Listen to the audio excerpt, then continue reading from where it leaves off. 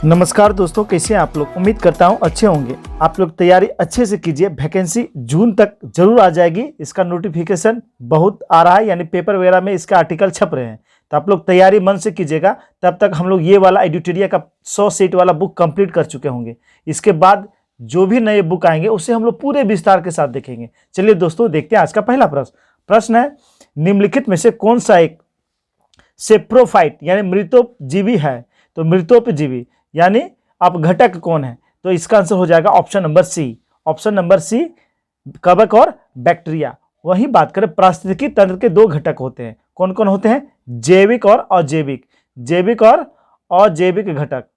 अजैविक घटक, जैविक घटक में उत्पादक, उपभोक्ता और अपघटक। जैविक घटक को हम लोग 3 फॉर्म में देखते हैं। इसके उत्पादक जिसे हम लोग स्वपोषी कहते हैं, परपोषी उपभोक्ता, और मृतपोषी जिसे अपघटक कहते हैं।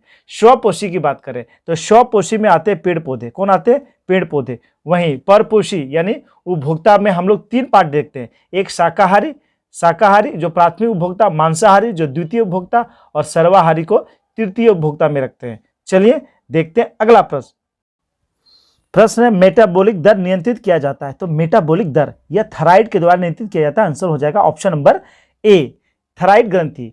अपटू ग्रंथि थायराइड ग्लैंड जिसे अपटू ग्रंथि कहते हैं, यह ग्रंथि मानव शरीर के गले में श्वास नली के दोनों लैरिक्स के नीचे स्थित होती है।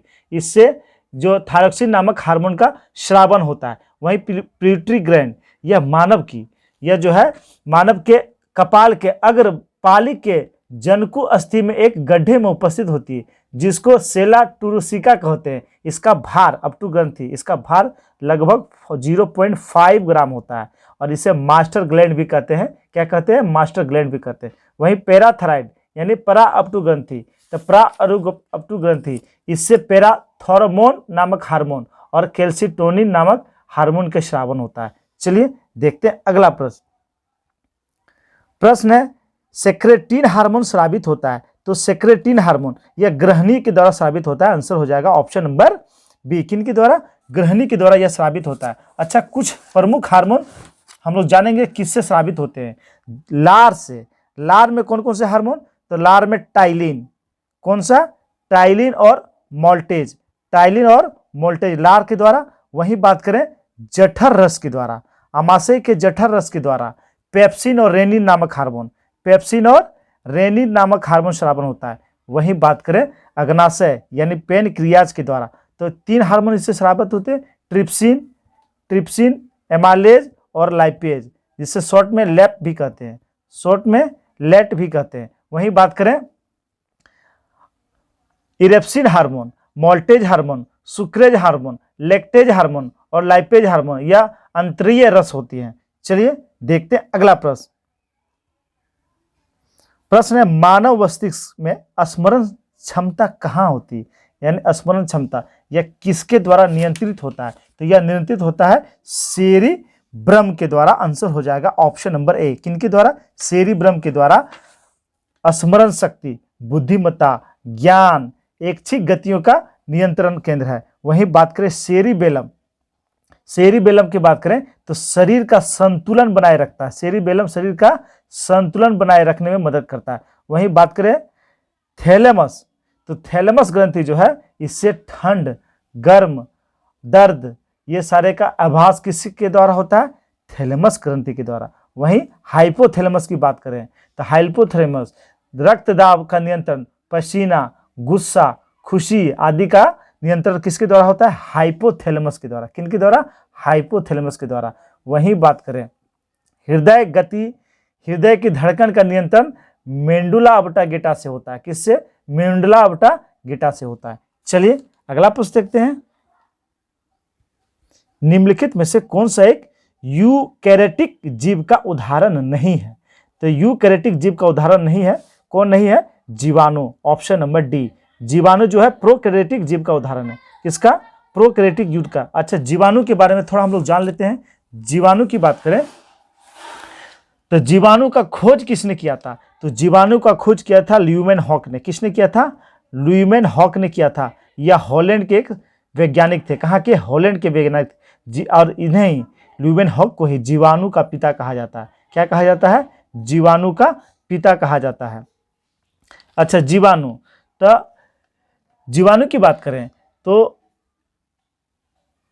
रॉबर्ट कोच ने कोलेरा तथा टेपेडिक के जीवाणुओं की खोज तथा रोग जन्म का सिद्धांत बताया था। किसने? रॉबर्ट कोच ने बताया था। अच्छा, वायरस बताए आप लोग। वायरस का खोज किसने किया था? वायरस का खोज किया था इवान विस्की ने। किसने किया था? इवान विस्की ने वायरस की खोज किया था 1892 ईस्वी में। 1892 ईस्वी में। चलिए देखते हैं अगला प्रश्न। प्रश्न है, शरीर की समन्वय प्रणाली है। तो शरीर की समन्वय प्रणाली यानी एक दूसरे से समन्वय बनाए रखता है, समानता बनाए रखता है, वह है तंत्रिका और अंतःस्रावी तंत्र। आंसर हो जाएगा option number D. Option number D. चलिए अगला प्रश्न देखते हैं। प्रश्न है, निम्न में से किन पदार्थों के कारण जल में अस्थायी कठोरता होती है? अस्थायी की बात हो रही है यानी टेम्पोररी की बात हो रही है। तो टेम्पोररी अस्थायी कठोरता दूर कैसे किया जाता है? तो ये दूर किया जाता है मैग्नीशियम और कैल्शियम दोनों के बाइकार्बोनेट से। इसका आंसर हो जाएगा ऑप्शन ए और दो दोनों। ए और दो दोनों इसका आंसर हो जाएगा। ए और दो दोनों यानी ए और दो दोनों इसका आंसर हो जाएगा। वहीं बात करें जल की अस्थायी कठोरता। अस्थायी कठोरता किनके कारण होती है जल में अस्थायी कठोरता? तो कैल्शियम और मैग्नीशियम के क्लोराइड और सल्फेट के कारण जो है जल में अस्थायी कठोरता होता है। और इसे दूर करने के लिए दो विधि अपनाते हैं, एक जियोलाइट और दूसरा कालगन विधि और ऊर्ध्व और आसवन विधि। ये तीन विधि से जल की अस्थायी कठोरता को दूर करते हैं। चलिए देखते हैं अगला प्रश्न। प्रश्न है, सूची 1 को सूची 2 से मिलान करना है। देख लेते हैं। Water gas. तो वाटर गैस क्या होता है? CO+H2। CO+H2 को हम लोग वाटर गैस कहते हैं। नेचुरल गैस तो मीथेन और इथेन, यह हुआ नेचुरल गैस। CNG तो CNG कंप्रेस्ड, तो ये हो जाएगा मीथेन। और LPG तो LPG ये हो जाएगा ब्यूटेन और प्रोपेन। तो इसका आंसर हो जाएगा ऑप्शन नंबर ए। 4 3 1 2। चलिए अगला प्रश्न देखते हैं। प्रश्न है, मानव शरीर में अधिकतम मात्रा में पाए जाने वाला तत्व कौन सा है? तो मानव शरीर में सबसे अधिक मात्रा में पाया जाता है ऑक्सीजन। क्या पाया जाता है? ऑक्सीजन। ऑक्सीजन मानव शरीर में लगभग 65% पाया जाता है। वहीं बात करें हाइड्रोजन की तो हाइड्रोजन लगभग 18.5% पाया जाता है। बात करें कार्बन का 9.5% कार्बन पाया जाता है। वहीं नाइट्रोजन की बात करें तो 3.2% नाइट्रोजन पाया जाता है। कैल्शियम की बात करें 1.5% कैल्शियम पाया जाता है। फास्फोरस की बात करें तो 1% फास्फोरस पाया जाता है। याद रखेंगे आप लोग। चलिए देखते हैं अगला प्रश्न। प्रश्न है, तेज धावकों की मांसपेशियों में निम्नलिखित में से किसके संचयन से ऐंठन आ जाती है? तो लैक्टिक एसिड जमाव हो जाता है। लैक्टिक एसिड का जमाव के कारण जो है उसके मांसपेशियों में ऐंठन आ जाता है। मांसपेशियों में ऐंठन आ जाता है। आंसर हो जाएगा ऑप्शन नंबर ए। चलिए अगला प्रश्न देखते हैं। अच्छा, इसमें पायरोबिक अम्ल दिया हुआ है। पायरोबिक अम्ल इसका सूत्र होता है C3H4O3। यह क्या करता है? यह ग्लाइकोलाइसिस के दौरान बनने वाला पहला स्थिर उत्पाद होता है पायरोबिक अम्ल। कौन सा प्रोसेस के द्वारा? तो ग्लाइकोलाइसिस प्रोसेस के दौरान सबसे पहला स्थिर उत्पाद यही होता है पायरोबिक अम्ल। चलिए देखते हैं अगला प्रश्न। प्रश्न है, निम्नलिखित में से किस कोशिका अंगक में लाइसोसोम बनता है? तो लाइसोसोम यह बनता है गोल्जी काय में। किसमें बनता है? गोल्जी काय। गोल्जी काय की बात करें तो इसका खोज किया था कैमिलो गोल्जी ने। किसने किया था? कैमिलो गोल्जी ने इसका खोज किया था। वहीं बात करें गोल्जी कॉम्प्लेक्स में कोशिकाओं द्वारा संश्लेषित प्रोटीन व अन्य पदार्थों की पुष्टिकाओं के रूप में पैकिंग की जाती है। वहीं बात करें ये कोशिका भित्ति एवं लाइसोसोम का निर्माण करता है। कोशिका भित्ति और लाइसोसोम दोनों का निर्माण कहाँ होता है? ये गोल्जी काय। वहीं बात करें इस प्रकार गोल्जी काय को हम कोशिका के अणुओं का यातायात प्रबंधन भी कहते हैं। क्या कहते हैं? यातायात प्रबंधन भी कहते हैं। वहीं ये कोशिका ये जो होते हैं राइजोसोम में निर्मित प्रोटीन से मिलकर ग्लाइकोप्रोटीन बनाता है और गोल्जी काय ग्लाइको लिपिड का भी निर्माण करता है, ग्लाइकोलिपिड का भी निर्माण करता है। चलिए देखते हैं अगला प्रश्न। प्रश्न है निम्न में से कौन रासायनिक परिवर्तन का उदाहरण नहीं है? तो रासायनिक परिवर्तन का उदाहरण नहीं है यानी कौन सा भौतिक परिवर्तन का उदाहरण है? तो जल का जलवाष्प में परिवर्तन होना, ये जो है भौतिक परिवर्तन का उदाहरण है, रासायनिक का नहीं। बाकी शरीर में भोजन का पाचन रासायनिक परिवर्तन का उदाहरण है। दूध का दही बनना ये भी रासायनिक परिवर्तन का उदाहरण है। लोहे में जंग लगना ये भी रासायनिक परिवर्तन का उदाहरण है। आंसर हो जाएगा ऑप्शन नंबर सी। प्रश्न है यदि कोई वस्तु वृत्ताकार पथ में घुमाई जाती है तो उस पर किया गया कार्य कितना होगा? तो किया गया कार्य 0 होगा। तो कार्य क्या होता है? तो कार्य होता है फोर्स इंटू डिस्प्लेसमेंट। कार्य क्या होता है? फोर्स इंटू डिस्प्लेसमेंट, यानी फोर्स और डिस्प्लेसमेंट। जब कोई वृत्ताकार पथ पे यहाँ से कोई वस्तु चलना घुमाना प्रारंभ करते हैं, फिर यहीं आ जाते हैं, तो उसका डिस्प्लेसमेंट कितना हो जाएगा? डिस्प्लेसमेंट 0 हो जाएगा। तो उसका मान कितना हो जाएगा? 0। तो आंसर हो जाएगा ऑप्शन नंबर ए। दिया हुआ है जब लघु पथ यानी शॉर्ट सर्किट की दशा घटित होती है तो परिपथ में धारा क्या होता है? तो धारा पर्याप्त रूप से बढ़ती है। आंसर हो जाएगा option number C. Short circuit होता कब है? तो जब मान लेते हैं एक बैटरी मान लेते हैं, तो बैटरी का एक पोल और दूसरा पोल दोनों को निम्न प्रतिरोध वाले तार में डायरेक्ट जोड़ देते हैं, तब शॉर्ट सर्किट की घटना हो जाएगी। क्या हो जाएगी? शॉर्ट सर्किट की घटना हो जाएगी। वहीं यहाँ पे हम लोग बल्ब लगा लेते हैं, यहाँ वहाँ प्रतिरोध ज़्यादा लगा देते हैं, ज़्यादा प्रतिरोध वाले कोई चीज़ लगा देते हैं, तो वहाँ शॉर्ट सर्किट नहीं होती है। जहाँ प्रतिरोध एकदम कम हो जाएगा वहाँ शॉर्ट सर्किट हो जाएगा। चलिए देखते हैं अगला प्रश्न है विरंजक चूर्ण और DDT के बारे में निम्नलिखित में से कौन सा कथन सही है? तो दोनों कार्बनिक अकार्बनिक यौगिक हैं, गलत है। दोनों कार्बनिक यौगिक, ये भी गलत है। दोनों में क्लोरीन यौगिक है, बिल्कुल सही। ऑप्शन नंबर सी इसका राइट आंसर हो जाएगा। अच्छा, पहले इसका केमिकल फार्मूला जान ले, तब तो हम लोग बताएंगे कि यह कार्बनिक है या क्लोरीन है या कैल्शियम वाला यौगिक है। तो विरंजक चूर्ण का सूत्र होता है कैल्शियम ऑक्सीक्लोराइड CaOCl2। वहीं DDT, तो DDT का सूत्र होता है C14H3 और क्लोरीन 5 Cl5। तो ये दोनों में क्लोरीन है, यानी ये क्लोरीन का यौगिक है। वहीं DDT इसका फुल फॉर्म भी एग्जाम में पूछ लिया जाता है, डाइक्लोरो डाइफिनाइल ट्राइक्लोरीइथेन इसका फुल फॉर्म होता है। चलिए, वहीं कैल्शियम, इसमें कैल्शियम दोनों में नहीं है, कैल्शियम केवल विरंजक चूर्ण में है। वहीं बात करें अकार्बनिक, तो इसमें कार्बन भी है, इसमें दोनों में कार्बन, तो दोनों में कार्बन भी नहीं है। तो इसका सही आंसर ऑप्शन नंबर सी हो जाएगा। अगला प्रश्न देखते हैं। प्रश्न है निम्न में से कौन सा गुण ध्वनि में विद्यमान नहीं है?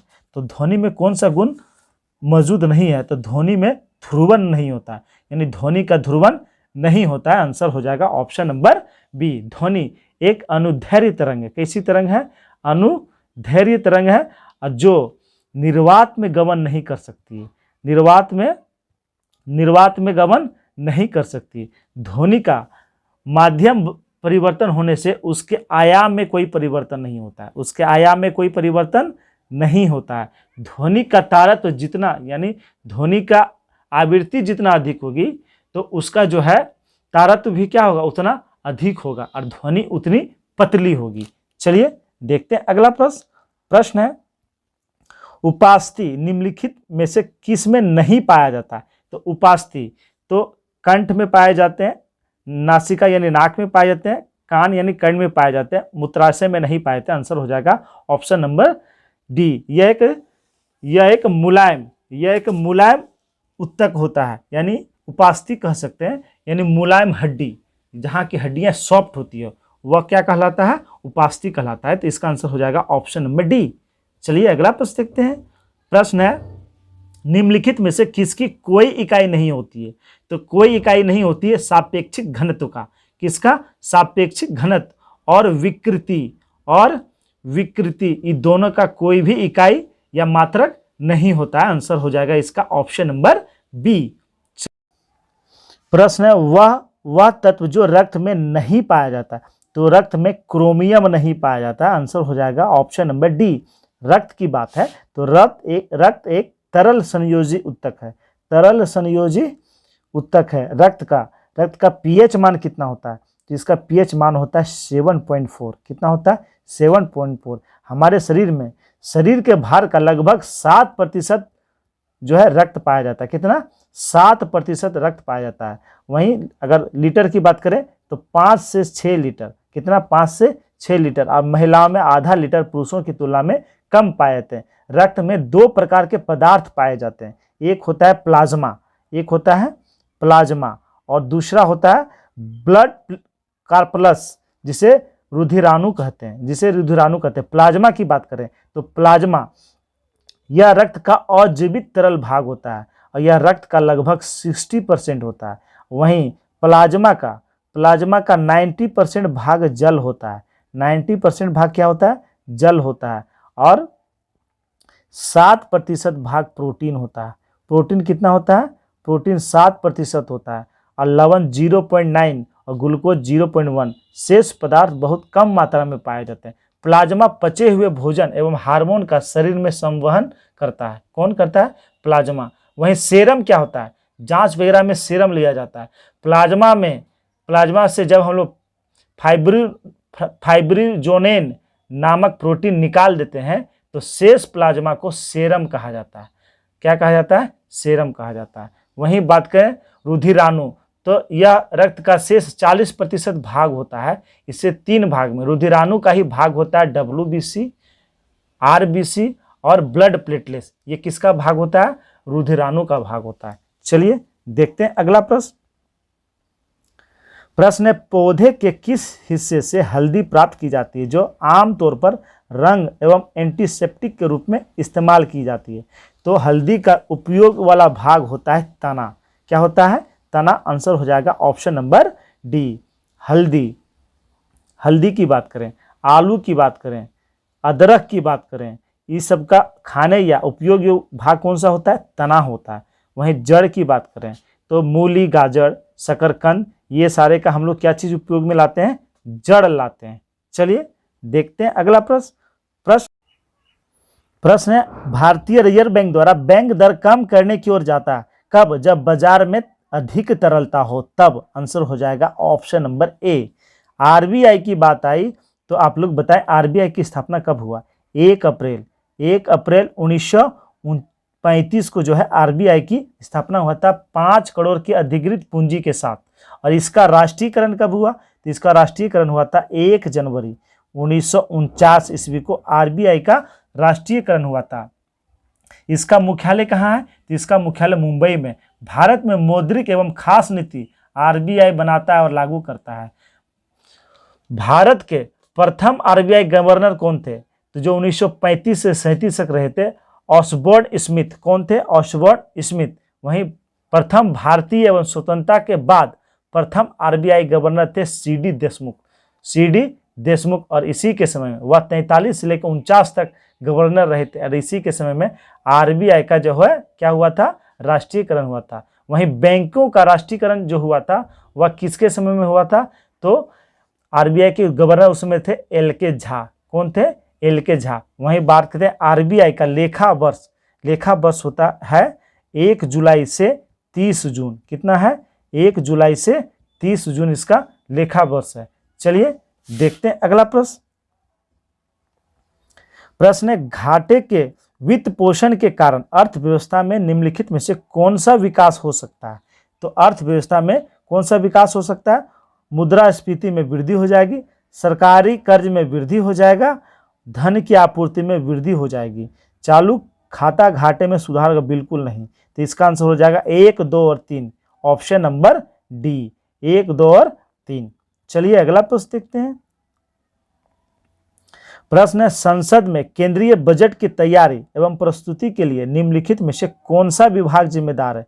तो केंद्रीय बजट की तैयारी आर्थिक मामलों के विभाग के द्वारा तैयार किया जाता है। आंसर हो जाएगा ऑप्शन नंबर बी। क्या हो जाएगा? Option number B. वहीं बजट की बात करें तो संविधान में बजट का कहीं उल्लेख नहीं है। संविधान में वार्षिक वित्तीय विवरण की चर्चा है। वार्षिक वित्तीय विवरण की चर्चा है किस अनुच्छेद में? अनुच्छेद 112 में। अनुच्छेद 112 में राष्ट्रपति प्रत्येक वित्तीय वर्ष के संबंध में भारत सरकार की अनुमति प्राप्तियों एवं व्यय का विवरण संसद के समक्ष प्रस्तुत करवाएगा, जिसे वार्षिक वित्तीय विवरण या बजट कहा जाता है। वित्तीय विवरण इसका वर्ष होता है 1 अप्रैल। 1 अप्रैल से वित्तीय विवरण का वर्ष होता है 1 अप्रैल से 31 मार्च। बजट फरवरी माह के प्रथम दिन वित्त मंत्री के द्वारा लोकसभा में प्रस्तुत किया जाता है। वहीं बजट से पहले आर्थिक सर्वेक्षण प्रस्तुत किया जाता है। क्या प्रस्तुत किया जाता है? आर्थिक सर्वेक्षण। रेल बजट को आम बजट से अलग कब किया गया था? तो अलग किया गया था 1921 ईस्वी में। कब किया गया था? 1921 ईस्वी में एक वर्ष समिति के सिफारिश पर। फिर उसके बाद पुनः 2017-18 में रेल बजट को आम बजट के साथ मर्ज कर दिया गया था। चलिए देखते हैं अगला प्रश्न है, एक खुली अर्थव्यवस्था वह अर्थव्यवस्था है जिसमें, तो खुली अर्थव्यवस्था में निर्यात के साथ साथ आयात भी होता है। आंसर हो जाएगा ऑप्शन नंबर डी। जबकि बंद अर्थव्यवस्था की बात करें तो जहां आयात निर्यात पे प्रतिबंध लगाया गया हो वह कहलाता है बंद अर्थव्यवस्था। चलिए अगला प्रश्न देखते हैं। प्रश्न है, संविधान के किस अनुच्छेद में अखिल भारतीय सेवाओं का उपबंध किया गया? तो इसका उपबंध किया गया है अनुच्छेद 312 में। आंसर हो जाएगा ऑप्शन नंबर सी, अनुच्छेद 312 में। अनुच्छेद 315 में संघ एवं राज्यों के लोक सेवा आयोग की चर्चा है। जबकि 320 की बात करें तो लोक सेवा आयोग के कृतियों का चर्चा किया गया है। चलिए देखते हैं। प्रश्न है, भारतीय संविधान में एकल नागरिकता का प्रावधान निम्न में से किस देश के संविधान से लिया गया? तो एकल नागरिकता यह ब्रिटेन के संविधान से लिया गया है। आंसर हो जाएगा ऑप्शन नंबर ए। किनके संविधान से? ब्रिटेन के संविधान से लिया गया। ब्रिटेन के संविधान की बात करें तो संस्थात्मक शासन प्रणाली, एकल नागरिकता, विधि निर्माण प्रक्रिया और उसके बाद परमाधिकार लेख, द्विसदनात्मक ये किससे लिए गए हैं? ये सारे लिए गए ब्रिटेन से। ऑस्ट्रेलिया की बात करें तो ऑस्ट्रेलिया से प्रस्तावना की भाषा लिया गया। ऑस्ट्रेलिया से प्रस्तावना की भाषा, समवर्ती सूची, राज्य और केंद्र के बीच संबंध और शक्ति का विभाजन, संयुक्त अधिवेशन, व्यापार, वाणिज्य और समागम की स्वतंत्रता, ये ऑस्ट्रेलिया से लिया गया है। फ्रांस की बात करें तो फ्रांस के संविधान से गणतंत्रात्मक और प्रस्तावना में स्वतंत्रता, क्षमता और बंधुत्व का आदर्श लिया गया। कनाडा की बात करें, कनाडा ही एग्जाम में पूछे जाते हैं। इससे क्या पूछे जाते हैं? तो अवशिष्ट शक्तियां किनके पास? कनाडा केंद्र के पास होती है। ये कहाँ से लिए गए हैं? कनाडा से। राज्यपाल की नियुक्ति और संघ राज्य के बीच शक्ति का विभाजन, सर्वोच्च न्यायालय का परामर्शदायी न्याय निर्णयन और संघात्मक विशेषता, ये कहाँ से लिए गए हैं? ये लिए गए हैं कनाडा से। चलिए देखते हैं अगला। यह सिद्धांत कि स्वतंत्र भारत के लिए नए संविधान को तैयार करना मुख्यतः यद्यपि अकेले नहीं, खुद या स्वयं भारतीयों की जिम्मेवारी होनी चाहिए, पहली बार निम्नलिखित में से किसे में स्वीकार किया गया था? तो ये स्वीकार किया गया था वायसराय लिनलिथगो का अगस्त प्रस्ताव में। आंसर हो जाएगा ऑप्शन नंबर बी, अगस्त प्रस्ताव। तो वायसराय लॉर्ड लिनलिथगो ने कांग्रेस की मांग के प्रत्युत्तर में अगस्त प्रस्ताव की घोषणा किया था। किसका घोषणा किया था? अगस्त प्रस्ताव की घोषणा किया था 1940 ईस्वी में। इसके तहत भारत को डोमिनियन स्टेट का दर्जा, वायसराय की कार्यकारिणी में भारतीय सदस्यों की संख्या में वृद्धि और जैसे ही सेकेंड वर्ल्ड वार, द्वितीय विश्व युद्ध खत्म होगा, भारत में संविधान निर्मात्री परिषद का गठन किया जाएगा, युद्ध सलाहकार परिषद गठित करने आदि का बात किया गया था। इसमें जो डोमिनियन स्टेट की बात थी उसे कांग्रेस ने ठुकरा दिया था। कांग्रेस ने उसे क्या किया? ठुकरा दिया। चलिए देखते हैं अगला प्रश्न है, ब्रिटिश भारत में कानून निर्माण की प्रक्रिया में भारतीय प्रतिनिधियों को शामिल करने की शुरुआत निम्न में से किस अधिनियम द्वारा हुई? तो इसकी शुरुआत हुआ था भारत परिषद अधिनियम 1861। आंसर हो जाएगा ऑप्शन नंबर बी। वहीं इसी के द्वारा गवर्नर जनरल को अध्यादेश जारी करने का शक्ति मिल गया, अध्यादेश जारी करने का अधिकार मिला था। वहीं भारत परिषद अधिनियम 1892, इसके तहत परिषदों को शर्तों और प्रतिबंधों के साथ बजट पर विचार विमर्श करने और प्रश्न पूछने की शक्ति दिया गया था पहली बार, वो भी शर्त के साथ। वहीं बात करें भारत शासन अधिनियम 1858 की बात करें तो इसी के तहत गवर्नर जनरल के पद को समाप्त करके वाइसराय कर दिया गया था और सारी शक्तियां ब्रिटिश क्राउन के हाथ में चली गई। इसके तहत द्वैत शासन का अंत कर दिया गया, इसी के तहत द्वैत शासन का अंत कर दिया गया था। वहीं बात करें 1909 भारत परिषद अधिनियम 1909, इसके तहत पृथक निर्वाचन मंडल, मुस्लिम संप्रदाय के लिए पृथक निर्वाचन मंडल की व्यवस्था किसमें दिया गया? 1909 में। इसी के तहत सत्येंद्र नाथ सिन्हा को गवर्नर जनरल की कार्यकारिणी का प्रथम भारतीय विधि सदस्य नियुक्त किया गया था। किसे? सत्येंद्र प्रसाद सिन्हा को। चलिए देखते अगला प्रश्न। प्रश्न है, निम्न कथनों में से कौन सा कथन सही है? देख लेते हैं कौन सा। लोकसभा अध्यक्ष संसद की संयुक्त अधिवेशन बुलाता है, बिल्कुल गलत। बुलाते हैं कौन? राष्ट्रपति बुलाते हैं, राष्ट्रपति बुलाते हैं। संयुक्त अधिवेशन की अध्यक्षता संसद के उच्च सदन के सभापति करते हैं, बिल्कुल गलत। इसकी अध्यक्षता लोकसभा यानी निम्न सदन लोकसभा अध्यक्ष करते हैं। कौन करते हैं? लोकसभा अध्यक्ष इसकी अध्यक्षता करते हैं। संयुक्त अधिवेशन की कार्रवाई लोकसभा की प्रक्रिया के नियमों के अनुसार चलती है, ये सही है, लोकसभा के नियम के अनुसार चलती है। संयुक्त अधिवेशन की कार्रवाई राज्यसभा के प्रक्रिया नियमों के अनुसार चलती है, ये भी गलत है। आंसर हो जाएगा ऑप्शन नंबर सी। वहीं संयुक्त अधिवेशन की चर्चा अनुच्छेद 108 में है। किसमें है? 108 में है और यह ऑस्ट्रेलिया के संविधान से लिया गया है। चलिए अगला प्रश्न देखते हैं। प्रश्न है, निम्नलिखित में किस राज्य से होकर भारतीय मानक समय रेखा गुजरती है?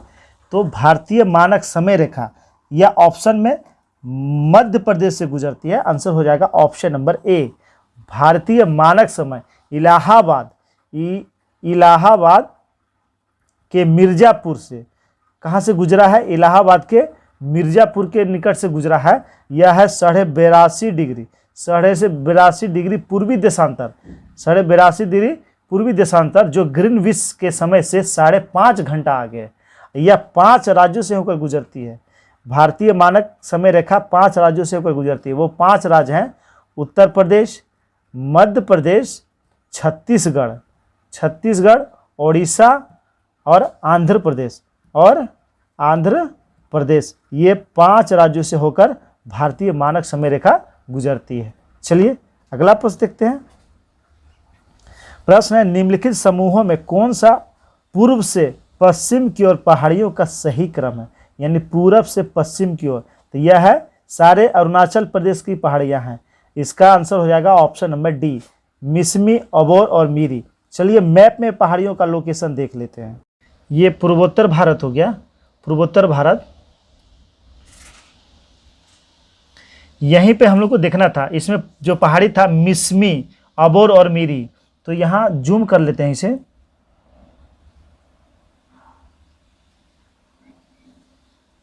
ये वाला जो एरिया है ये है मिसमी की पहाड़ी।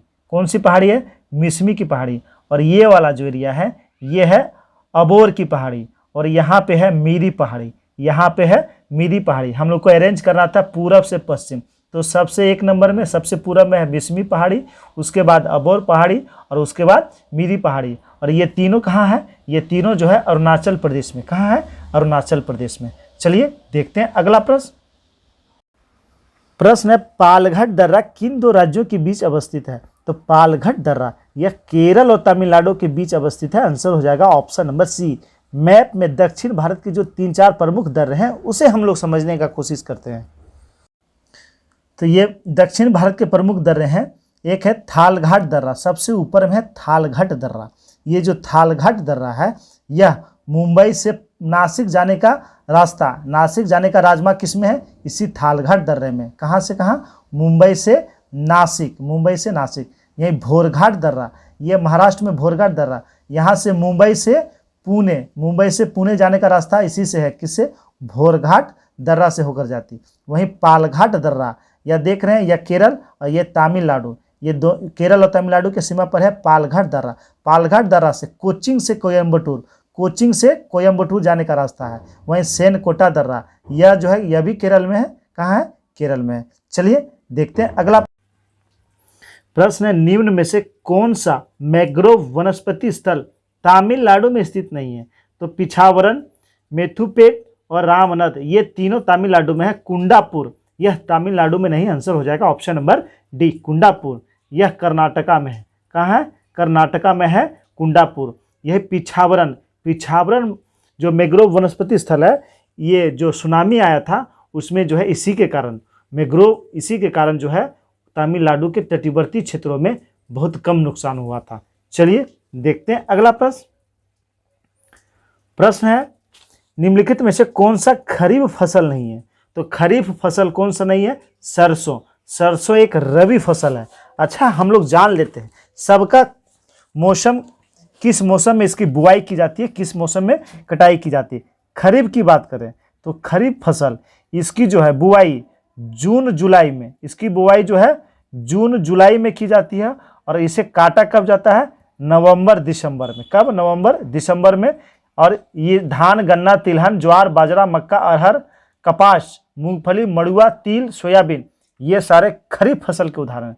वहीं बात करें रबी फसल की, रबी फसल तो इसकी बुआई अक्टूबर नवंबर में की जाती है और ये काटी कब जाती है? मार्च अप्रैल में।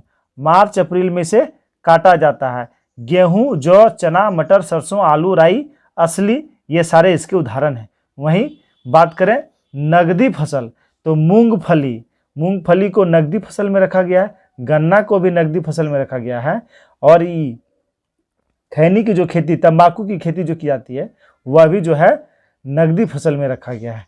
चलिए देखते हैं अगला प्रश्न। प्रश्न है पारिस्थितिकी तंत्र में ऊर्जा का स्रोत क्या है? तो पारिस्थितिकी तंत्र में ऊर्जा का स्रोत है सौर्य विकिरण। सौर्य विकिरण आंसर हो जाएगा option number A. Option number A. पारिस्थितिकी तंत्र की बात आई तो इससे क्वेश्चन बहुत उलझा हुआ आता है कि पारिस्थितिकी शब्द किसने दिया था? पारिस्थितिकी शब्द, पारिस्थितिकी शब्द यह किसने दिया था? यह पारिस्थितिकी शब्द दिया था अर्नेस्ट हैकेल ने। किसने दिया था? अर्नेस्ट हैकेल ने दिया था। अर्नेस्ट हैकेल ने दिया था। वहीं पारिस्थितिकी तंत्र, पारिस्थितिकी तंत्र शब्द यह दिया था टॉन्सले ने। किसने दिया था? टॉन्सले ने दिया था। टॉन्सले ने दिया था। वहीं हॉट स्पॉट, हॉट स्पॉट यह शब्द किसने दिया था? तो यह शब्द दिया था नॉर्मन मेयर ने। नॉर्मन मेयर ने दिया था। और ग्रीन हाउस गैस की कल्पना किसने किया था? जोसेफ फोरियर ने। किसने? जोसेफ फोरियर ने। वहीं पारिस्थितिकी पिरामिड की संकल्पना, पारिस्थितिकी पिरामिड की संकल्पना ये किसने दिया था? चार्ल्स एल्टन ने। किसने दिया था? चार्ल्स एल्टन ने दिया था। वहीं भारतीय पारिस्थितिकी के जनक माने जाते हैं डॉक्टर रामेश मिश्र। कौन माने जाते हैं? डॉक्टर रामेश मिश्र। वहीं birdman of India Salim Ali को, tiger man of India Kailash Sankhala को, और वहीं water man of India Rajendra Singh को जाना जाता है, जबकि tree man of India Vishnu Lama को जाना जाता है। किसे? विष्णु लामा को जाना जाता है। चलिए देखते हैं अगला प्रश्न। प्रश्न है पोलावरम बहुउद्देशीय योजना किस नदी पर स्थित है? तो पोलावरम बहुउद्देशीय योजना यह है गोदावरी नदी पर। किस नदी पर है? गोदावरी नदी पर है। आंसर हो जाएगा ऑप्शन नंबर सी। वहीं गोदावरी नदी पर जायकावाड़ी परियोजना और पोचमपाद परियोजना किस नदी पर है? गोदावरी नदी पर है। नर्मदा नदी की बात करें तो सरदार सरोवर परियोजना, सरदार सरोवर परियोजना और नर्मदा सागर परियोजना यह नर्मदा नदी पर है। वहीं ताप्ती नदी से पूछ ले जाते हैं तो ताप्ती नदी पर है काकड़ापारा परियोजना और उकाई परियोजना यह किस नदी पर है? ताप्ती नदी पर। वहीं केरल के पेरियार नदी पर इडुक्की परियोजना है। कौन सी परियोजना है? इडुक्की परियोजना है। चलिए अगला प्रश्न देखते हैं। प्रश्न है निम्नलिखित में से दक्षिण भारत में स्थित एकमात्र महाजनपद कौन सा है? तो दक्षिण भारत में स्थित एकमात्र जनपद था असमक। कौन था? असमक, जिसकी राजधानी पोटन या पुतली। चलिए मैप में देखते हैं 16 महाजनपद की स्थिति और जानेंगे कि भारत में सबसे अधिक किस राज्य में। चलिए देखते हैं मैप में। दक्षिण भारत की बात करें तो एकमात्र महाजनपद था असमक। कौन सा महाजनपद था? असमक महाजनपद था, जिसकी राजधानी कहाँ थी? पुतली या पोतन, और यह गोदावरी नदी के तट पे था। गोदावरी नदी के तट पे था। वहीं भारत के बाहर दो थे। कौन कौन थे? तो भारत के बाहर की बात करें तो भारत के बाहर था गांधार। कौन था? गांधार। गांधार था और कंबोज। गांधार और कंबोज यह दोनों जो है भारत के बाहर स्थित है। अभी वर्तमान भारत के बाहर हैं गांधार और कंबोज। कंबोज का हाटक और गांधार की राजधानी तक्षशिला थी। सर्वाधिक महाजनपद भारत के यूपी में, किसमें? भारत के यूपी में 8 महाजनपद। यही अंग की बात करें तो यह बिहार में था अंग, जिसकी राजधानी कहाँ थी? चंपा। मगध भी बिहार में था, जिसकी राजधानी कहाँ थी? गिरिब्रज या राजगिरी। गिरिब्रज या राजगिरी। वहीं काशी की बात करें तो काशी की राजधानी कहाँ था? वाराणसी। काशी का वाराणसी ये यूपी में था। वहीं बात करें वत्स का, कौशाम्बी। वत्स का राजधानी कौशाम्बी, ये भी यूपी में था। मल की बात करें तो मल, कुशावती, यह भी जो है यूपी में था। तो यूपी में कुल कितने थे? यूपी में सर्वाधिक महाजनपद थे 8, और भारत के बाहर वर्तमान में अभी 2 महाजनपद हैं, गांधार और कंबोज। गांधार और कंबोज। चलिए देखते हैं अगला प्रश्न। प्रश्न है किताबुल यामिनी। किताबुल यामिनी की रचना है, यह उत्वी की रचना है। किसकी रचना है? यह उत्वी की रचना है। आंसर हो जाएगा ऑप्शन नंबर बी। वहीं बात करें अल बरूनी, तो अल बरूनी किताबुल हिंद की रचना किसने किया है? किताबुल हिंद। किताबुल हिंद की रचना किया है अल बरूनी ने। फिरदौसी की बात करें तो फिरदौसी शाहनामा के लेखक। शाहनामा किनकी कृति है? फिरदौसी की कृति। अमीर खुसरो की बात करें तो अमीर खुसरो, तो तुगलकनामा और तारीखे अलाई की रचना किसने किया? अमीर खुसरो ने किया। अमीर खुसरो, तो अमीर खुसरो, इसे ही तूतीय हिंद कहा जाता है। इसे ही तूतीय हिंद कहा जाता है, यानी भारत का तोता कहा जाता है। चलिए अगला प्रश्न देखते हैं। प्रश्न है विजयनगर साम्राज्य की स्थापना हरिहर एवं बुक्का द्वारा कब किया गया था? जिसका स्थापना हरिहर बुक्का द्वारा 1336 ईस्वी में किया गया था। 1336 में। और इन्होंने अपने वंश का नाम रखा था संगम राजवंश।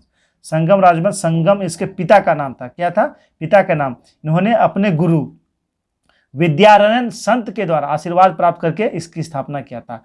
विजयनगर साम्राज्य में 4 वंश हुए, संगम वंश, सुलु वंश, तुलु वंश और अराविडो वंश। वहीं बात करें हरिहर की बात करें तो वह 1336 से 1356 तक शासक रहा। इसकी राजधानी कहाँ थी? हम्पी। इसकी राजधानी कहाँ थी? हम्पी थी। और इसकी राजकीय भाषा तेलुगु थी, और यह तुंगभद्रा नदी पर स्थित था। विजयनगर साम्राज्य के खंडहर अभी भी कहाँ हैं? तुंगभद्रा नदी के तट पे स्थित है। हरिहर एवं बुक्का पहले वारंगल के काकतीय शासक प्रताप रुद्रदेव के सामंत थे। किसके सामंत थे? प्रताप रुद्रदेव के सामंत थे। बुक्का ने वेदमार्ग प्रतिष्ठान की उपाधि धारण किया था, जबकि हरिहर द्वितीय ने महाराजा धीराज की उपाधि धारण किया था। देवराय प्रथम के समय निकोली कुट्टी आया था। द्वितीय के समय में कौन आया था? अब्दुल रज्जाक आया था। द्वितीय के समय अब्दुल रज्जाक आया था। चलिए देखते हैं अगला प्रश्न है कांग्रेस के जिस अधिवेशन में पहली बार राष्ट्रगान गाया गया था उसकी अध्यक्षता किसने किया था? तो उसकी अध्यक्षता किसने किया था? विशन नारायण धर ने किया था। आंसर हो जाएगा option number B. Bishan Narayan Dhar ने 1911 के कहाँ हुआ था? कलकत्ता अधिवेशन की अध्यक्षता किया था। कौन सा अधिवेशन? कलकत्ता अधिवेशन की अध्यक्षता किया था, जिसमें पहली बार राष्ट्रीय गान गाया गया था। वहीं बात करें राष्ट्रीय गीत की तो रहमतुल्लाह सैय्यद ने 1896 के कलकत्ता अधिवेशन की अध्यक्षता किया था, और इसी के समय में वंदे मातरम गाया गया था। अच्छा, एक क्वेश्चन आता है कि कांग्रेस सदस्यों के लिए खादी बस अनिवार्य किस अधिवेशन में किया गया था? तो 1926 के गुवाहाटी अधिवेशन में। गुवाहाटी कर लेते हैं। गुवाहाटी अधिवेशन में कांग्रेस सदस्यों के लिए खादी बस अनिवार्य कर दिया गया था, जिसकी अध्यक्षता किया था 1926 में एस श्रीनिवास आइगर ने। अंबिका चरण मजूमदार, उन्होंने 1916 के लखनऊ अधिवेशन की अध्यक्षता किया था, जबकि बनारस अधिवेशन 1905 इसकी अध्यक्षता किया था गोपाल कृष्ण गोखले ने। चलिए अगला प्रश्न देखते हैं। प्रश्न है लंदन में कर्जन वायली की हत्या का संबंध है। तो कर्जन वायली की हत्या लंदन में किया था मदन लाल ढींगरा ने। कब किया था? तो इसकी हत्या किया गया था जुलाई 1909 में। जुलाई 1909 में कर्जन वायली एक ब्रिटिश भारतीय सेना अधिकारी थे, जिसकी हत्या मदन लाल ढींगरा ने किया था। अच्छा, बात करें 1909 में ही अनंत कानहरे ने किसकी हत्या किया था? जैक्सन को गोली मार दिया था। किसे? जैक्सन को गोली मार दिया था। जैक्सन को गोली मारकर इसकी हत्या कर दिया था। वहीं आप लोग जानते होंगे 1940 ईस्वी में 13 मार्च 1940 ईस्वी को माइकल ओ डायर को का हत्या किसने किया था? उधम सिंह ने किया था। किसने किया था? उधम सिंह ने इसकी हत्या कर दिया था। चलिए देखते हैं अगला प्रश्न है, चतुर्थ बौद्ध संगीति कनिष्क के शासन काल में प्रथम शताब्दी के कश्मीर के कुंडल वन में आयोजित की गई थी। इसकी अध्यक्षता किसने किया था? तो हम लोग जानते हैं इसकी अध्यक्षता किसने किया था। तो इसकी अध्यक्षता किया था वसुमित्र ने। किसने किया था? वसुमित्र ने इसकी अध्यक्षता किया था। वहीं बात करें प्रथम बौद्ध संगीति 483 ईसा पूर्व कहाँ हुआ था? यह राजगृह में हुआ था। राजगृह में हुआ था। अध्यक्षता किया था महाकश्यप ने। किसके समय में हुआ था? अजाद शत्रु के समय में हुआ था। द्वितीय बौद्ध संगीति 383 ईसा पूर्व हुआ था। हुआ कहाँ था? ये वैशाली में हुआ था। कहाँ हुआ था? वैशाली में। सावाकामी इसकी अध्यक्षता किया था। सावाकामी अध्यक्षता किया था और शासक थे कालाशोक। तृतीय बौद्ध संगीति यह 250 ईसा पूर्व बीसी में हुआ था। पाटलिपुत्रा में हुआ था। अध्यक्षता किया था मोगली सुत पिस्तम और किसके समय में हुआ था? अशोक के समय में हुआ था। चतुर्थ बौद्ध संगीति में ही बौद्ध धर्म हीनयान और महायान दो शाखाओं में बट गया था। चलिए देखते हैं अगला प्रश्न है, किस गवर्नर जनरल ने अफगानिस्तान के प्रति फॉरवर्ड नीति का अनुसरण किया था? तो फॉरवर्ड नीति का अनुसरण किस गवर्नर जनरल ने किया था? तो ये किया था लॉर्ड लिटन ने। आंसर हो जाएगा option number A. Option number A. Confusion इसमें होने का लाजमी बात है क्योंकि हम लोगों ने इससे पहले पढ़ा है कि अफगानिस्तान के प्रति अहस्तक्षेप की नीति अपनाया था लॉर्ड लॉरेंस ने। लॉर्ड लॉरेंस ने कौन सी नीति अपनाया था अफगानिस्तान के संबंध में? अहस्तक्षेप। और यहाँ आ गया फॉरवर्ड नीति। तो फॉरवर्ड नीति किया था लॉर्ड लिटन ने, जबकि अहस्तक्षेप नीति लॉर्ड लॉरेंस ने अपनाया था। वहीं प्रथम आंग्ल अफगान युद्ध ये कब हुआ था? 1839 से 42 तक हुआ था। किसके समय में हुआ था? लॉर्ड ऑकलैंड के समय में हुआ था। वहीं बात करें भारत और अफगानिस्तान के बीच जो डुरंड रेखा है, डुरंड सीमा, इसका निर्धारण किसके समय में हुआ था? लैंसडाउन के समय में हुआ था। किसके समय में? लैंसडाउन के समय में हुआ था। चलिए अगला, द इंडियन नेशन समाचार पत्र का स्थापना निम्न में से किसने किया था? तो इसकी स्थापना किया था महाराजा कामेश्वर सिंह। दरभंगा के महाराजा थे कामेश्वर सिंह। इनके द्वारा इसका संपादन प्रारंभ किया गया था। वहीं जवाहरलाल नेहरू ने नेशनल हेराल्ड पत्रिका का संपादन किया था।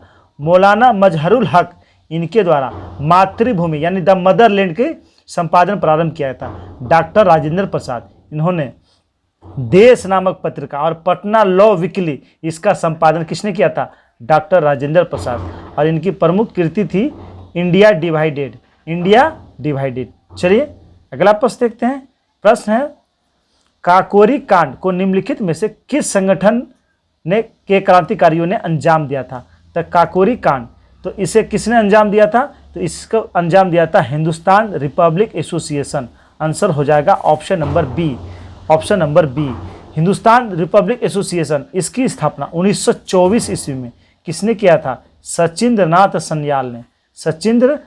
सन्याल ने इसकी स्थापना किया था। वहीं बात करें 9 अगस्त 1925 ईस्वी को 10 व्यक्तियों ने सहारनपुर से लखनऊ जा रही 8 डाउन कौन सी ट्रेन थी? 8 डाउन ट्रेन से रेल विभाग का खजाना काकोरी नामक स्थान पर लूट लिया था। इसे ही काकोरी कांड कहा जाता है। सरकारी खजाना लूटने का विचार सबसे पहले इस घटना को अंजाम देने का विचार किसने बनाया था? राम प्रसाद बिस्मिल ने बनाया था। इसमें राम प्रसाद बिस्मिल, राजेंद्र लाहिड़ी, रोशन सिंह, असाफउल्लाह खां को दिसंबर 1927 में दिसंबर 1927 में फांसी दे दिया गया था, जबकि सचिंद्र नाथ सन्याल को आजीवन कारावास की सजा मिला था। आजीवन कारावास की सजा मिला था। वहीं मनमथनाथ गुप्त को 14 वर्ष की जेल हुई थी। और राम प्रसाद बिस्मिल जो फांसी की सजा पर लटके थे, वह क्या कहते हुए लटके थे? मैं राज्य के पतन की इच्छा करता हूँ, मैं राज्य के पतन की इच्छा करता हूँ। ये असाफउल्लाह खां, ये पहले क्रांतिकारी मुसलमान थे जो स्वतंत्रता के लिए फांसी के तख्ते पे चढ़े थे। चलिए देखते हैं अगला प्रश्न। प्रश्न है, किस वायसराय के कार्यकाल के दौरान श्वेत विद्रोह हुआ था? तो श्वेत विद्रोह यह किसके समय में हुआ था? तो श्वेत विद्रोह यह लॉर्ड रिपन के समय में हुआ था। आंसर हो जाएगा ऑप्शन नंबर बी। किसके समय में हुआ था? लॉर्ड रिपन के समय में हुआ था श्वेत विद्रोह। श्वेत विद्रोह था क्या, समझ लेते हैं। श्वेत विद्रोह क्या था? तो रिपन के द्वारा 2 फरवरी 1883 ईस्वी को यूरोपियों के विरुद्ध भारतीय न्यायाधीशों द्वारा मुकदमे की सुनवाई के लिए इलवट विधेयक प्रस्तुत किया गया था, लेकिन इससे यूरोप वासी जो है नाराज हो गए। उन्होंने इसका प्रबल विरोध किया। विरोधों के कारण इसे जो है क्या वापस लेना पड़ा था। और इसी विधेयक के विरोध में जो अंग्रेजों द्वारा इसका विरोध किया गया था, इसे ही श्वेत विद्रोह कहा जाता है। यानी अंग्रेज जो श्वेत होते हैं तो उन्हीं के द्वारा यह विद्रोह किया गया था और इसे जो है श्वेत विद्रोह कहा जाता है। रिपन की बात करें तो रिपन को भारत का उद्धारक की संज्ञा किसने दिया था? फ्लोरेंस नाइटिंगेल ने दिया था। इन्होंने स्थानीय स्वशासन की शुरुआत किया था। लिटन के द्वारा वर्नाकुलर प्रेस एक्ट को रिपन ने समाप्त कर दिया था 1882 ईस्वी में। इन्होंने प्रथम कारखाना अधिनियम 1881 में लागू किया। नियमित जनगणना की शुरुआत किया था 1881 ईस्वी में। चलिए देखते हैं अगला प्रश्न। प्रश्न है, मद्रास प्रेसिडेंसी में स्वदेशी आंदोलन का नेतृत्व किया था। तो स्वदेशी आंदोलन का नेतृत्व मद्रास में किसने किया था? चिदंबरम पिल्लई ने। किसने किया था? चिदंबरम पिल्लई ने। आंसर हो जाएगा ऑप्शन नंबर बी। स्वदेशी आंदोलन इसकी शुरुआत 7 अगस्त 1905 को कलकत्ता के टाउन हॉल में इसकी घोषणा किया गया था कि स्वदेशी आंदोलन प्रारंभ की जाती है। वहीं बात करें स्वदेशी आंदोलन बंगाल विभाजन के बाद, यह घोषणा हुई थी बंगाल विभाजन के बाद। स्वदेशी आंदोलन की बात करें तो दिल्ली से नेतृत्व किसने किया था? तो दिल्ली से नेतृत्व किया था हैदर रजा ने। किसने किया था? हैदर रजा ने दिल्ली से नेतृत्व किया था। मद्रास से पिल्लई जी ने नेतृत्व किया था, जबकि पूना व बम्बई से इसका नेतृत्व किसने किया था? तिलक ने किया था। किसने किया था? तिलक ने किया था। और पंजाब से इसका नेतृत्व किया था लाला लाजपत राय। किसने किया था? लाला लाजपत राय। वहीं बात करें इस समय हितवादी, संजीवनी व बंगाली जैसे समाचार पत्रों द्वारा विभाजन का विरोध किया गया था। किसका विरोध किया था? विभाजन का विरोध किया गया था। वहीं स्वराज शब्द की बात आई तो स्वराज शब्द का पहला प्रयोग कांग्रेस के 1906 के कलकत्ता अधिवेशन में किया गया था दादा भाई नौरोजी के द्वारा। चलिए देखते हैं अगला प्रश्न है, अशोक के अभिलेखों की भाषा क्या है? तो अशोक के अभिलेखों की भाषा तो प्राकृत में भी मिली है, खरोष्टी में भी मिली है। तो इसका आंसर सबसे अधिक मिली है प्राकृत भाषा में। आंसर हो जाएगा ऑप्शन नंबर बी। क्या हो जाएगा? ऑप्शन नंबर बी इसका राइट आंसर हो जाएगा। वहीं अशोक के अभिलेखों को पढ़ने में सफलता मिला था 1837 ईस्वी में। किसे मिला था? जेम्स प्रिसेप को सबसे पहले सफलता मिली। वहीं बताएं अशोक का कौन सा अभिलेख को रानी का अभिलेख कहा जाता है? रानी का अभिलेख किसे कहा जाता है? कौशाम्बी अभिलेख को। किसे कहा जाता है? कौशाम्बी अभिलेख को। अशोक का सबसे बड़ा अभिलेख कौन सा है? 7वां अभिलेख। कौन सा है? 7वां अभिलेख। चलिए देखते हैं अगला प्रश्न। अमीर खुसरो ने फारसी में जौहर का प्रथम विवरण लिखा है। यह विवरण किस राजा के राज्य से संबंधित था? तो यह था हमीर देव के राज से संबंधित। आंसर हो जाएगा ऑप्शन नंबर सी, हमीर देव के राज से। वहीं अमीर खुसरो की बात करें तो इसका जन्म यूपी के पटियाले में हुआ था। यूपी के पटियाले में हमीर देव, इसके बारे में जान लेते हैं थोड़ा सा। हमीर देव यह रणथंभौर का अंतिम चौहान शासक था जो बहुत ही प्रतापी था। सबसे पहले गयासुद्दीन तुगलक ने इसके क्षेत्र में आक्रमण किया, पर राजपूतों ने इसका डटकर मुकाबला किया और वह पराजित होकर वापस चला आया। उसके बाद इसके गयासुद्दीन खिलजी, उसके भतीजे अलाउद्दीन खिलजी जो उसकी हत्या करके गद्दी पर बैठा, उन्होंने राजपूतों की थी वर्चस्व को देखकर उस पर चढ़ाई करना चाहा, उस पर युद्ध करना चाहा, परंतु जैसे उस पर युद्ध किया वह उसकी सेना वहाँ से हारकर पराजित होकर वापस चले आए। उसके बाद गुजरात में अलाउद्दीन खिलजी ने वहाँ गुजरात की कुछ जगहों को लूटा और वहाँ से धन लेकर आ रहे थे। रास्ते में उसके सेना के बीच मतभेद हो गया, तो कुछ उसके सेना जो है कहाँ चले गए इसी चौहान के पास, हमीर देव के पास चले गए। हमीर देव ने उसे संरक्षण दिया। बाद में अलाउद्दीन खिलजी ने उसे लौटाने को कहा, हमीर देव ने उसे नहीं लौटाया। अलाउद्दीन खिलजी ने उस पर आक्रमण किया, बहुत दिनों तक आक्रमण चला। तो आक्रमण में राजपूतों ने डटकर मुगलों का सामना किया। इसमें जो है अगर छल नहीं करते तो ये मुगल हार जाते, अलाउद्दीन खिलजी की सेना हार जाते, लेकिन छल के द्वारा इन्होंने क्या किया, अलाउद्दीन खिलजी ने जो है संधि का प्रस्ताव भेजा। तो प्रस्ताव जब भेजा तो उन्होंने हमीर देव ने कुछ सेना को जो प्रमुख थे उसे भेजा संधि के लिए। जैसे संधि के लिए भेजा तो इधर अलाउद्दीन खिलजी ने उसे जो है अपने दल में जो है शामिल कर लिया, यानी उसको अपने दल में मिला लिया और फिर उन्हें जो है भेजा उसके पास। और उसी छल के कारण जो है इसकी हार हुई थी। और जब इसके अलाउद्दीन खिलजी की सेना मुगल की झंडा लेकर इसके महल की ओर प्रवेश करने लगे तो वहाँ की जो महिलाएं थी वह अग्नि में जो है कूद के अपनी जान दे दी। और इसे देखकर हमीर देव को लगा कि यह सब मेरे कारण हुआ है, मेरे हठ के कारण हुआ है। तो इन्होंने अपना सर काट के शिव मंदिर में अर्पित कर दिया था, अपना मस्तक काट के शिव मंदिर में अर्पित कर दिया था। चलिए देखते हैं आज का अंतिम प्रश्न। और प्रश्न है, द्वितीय जैन संगीति कब आयोजित की गई थी? तो इसका आयोजन हुआ था 1512 ईस्वी में। एग्जाम में भी आप लोग ईसा पूर्व और ईस्वी देख के मारिएगा। ये कब हुआ था? 1512 ईस्वी में। कहाँ हुआ था? यह गुजरात के बल्लभी में हुआ था। इसकी अध्यक्षता किसने किया था? क्षमा श्रवण ने इसकी अध्यक्षता किया था। वहीं प्रथम जैन संगीति 300 ईसा पूर्व हुआ था, पाटलिपुत्र में हुआ था। कहाँ हुआ था?